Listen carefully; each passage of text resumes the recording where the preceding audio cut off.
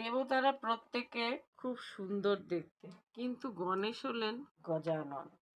তার হাতির মতন মুখ। তাই কার্তিকের থেকে এই পুত্রের প্রতি মা বাবার স্নেহ একটু বেশি। গণেশও চেষ্টা করেন তার বাবা মাকে খুশি করতে। কার্তিকও মা বাবার সেবায় সততই নিয়োজিত থাকে।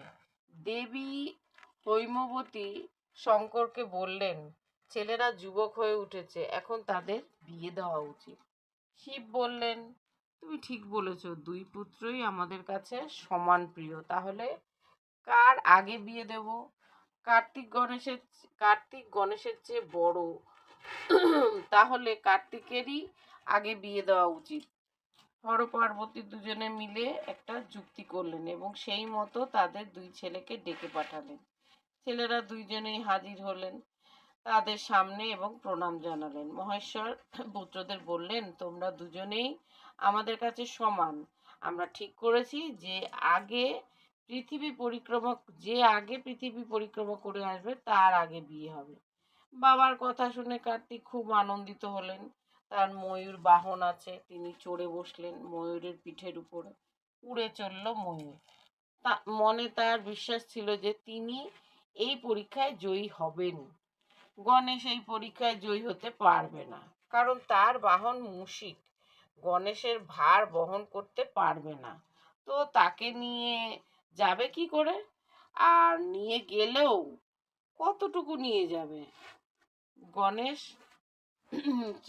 চিন্তিত হয়ে পড়লেন। ভাবলেন, বাবা মার এই নিয়মে দাদারই জয় হবে, আমার দ্বারা এই কাজ সম্ভব নয়, দাদাই জয়ী হবে। তো দাদার আগে বিয়ে, আমি আমি না হয় পরে বিয়ে করব।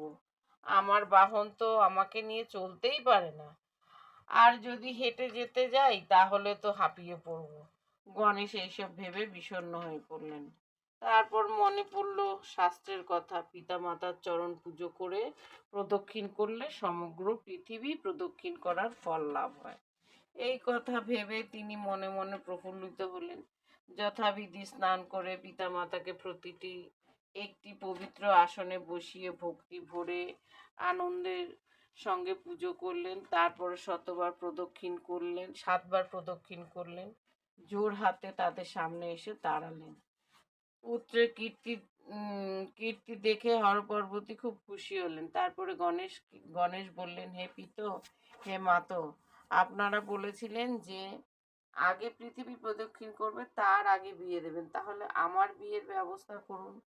শঙ্কর গণেশের কথা সব শুনলেন। বললেন, তুমি তো নিয়ম পালন করনি, তাহলে কি করে তোমার আগে বিয়ে দেব? তুমি আগে পৃথিবী প্রদক্ষিণ করে এসো। কার্তিক চলে গেল সেই উদ্দেশ্যে, আর তুমি তো শুরুই করলে না।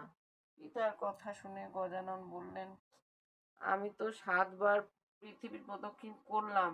এই যে আমি আপনাদের চরণ পুজো করে 7বার প্রদক্ষিণ করলাম, এতে কি আমার পৃথিবী প্রদক্ষিণ হলো না?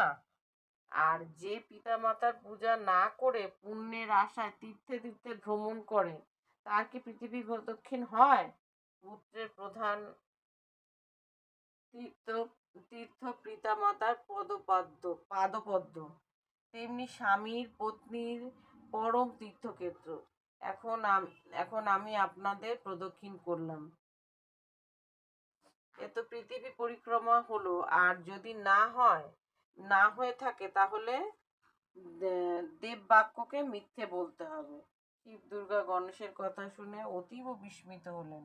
তারা বললেন, গজানন, তুমি ঠিক বলেছ, দেব বাক্য কখনো মিথ্যা হয় না।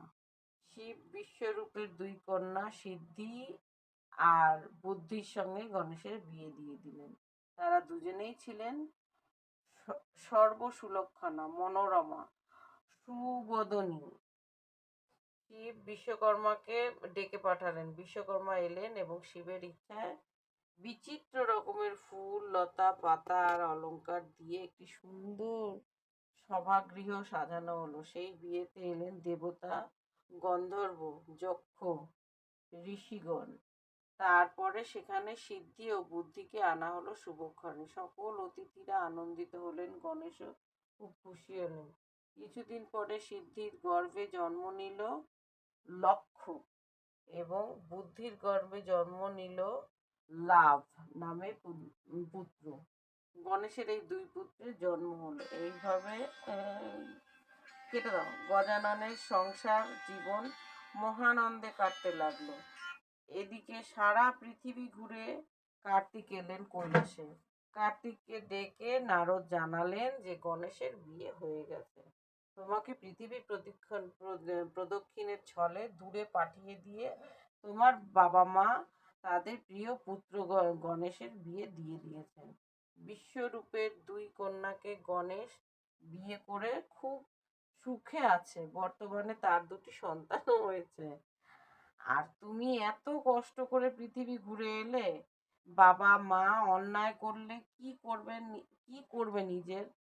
অন্যের কথা আর কি বলবো? মা যদি ছেলের মুখে বিষ তুলে দেয়, বাবা যদি ছেলেকে বিক্রি করে, আর রাজা যদি সব চুরি করে নেয়, তাহলে কার কাছে গিয়ে প্রতিবাদ করবে?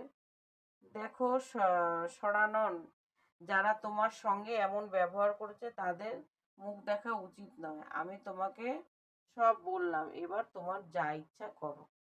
নারদের কথা শুনে কার্তিক খুব দুঃখ পেলেন। তারপরে রেগে গিয়ে হর পার্বতীকে প্রণাম করলেন এবং চলে গেলেন ক্রোধ পর্বতের কাছে।